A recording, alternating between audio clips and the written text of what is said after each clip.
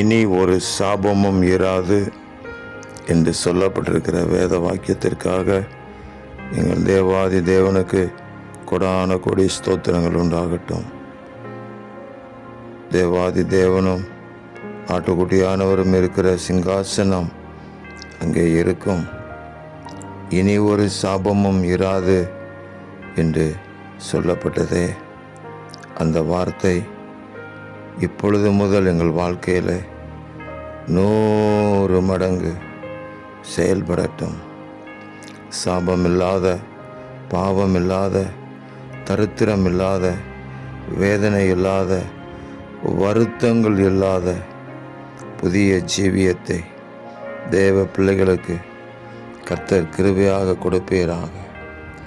உங்கள் நாமத்து நிமித்தம் இந்த இரக்கத்தை கட்டளையிடுங்க என்று நான் ஜெபிக்கிறேன்.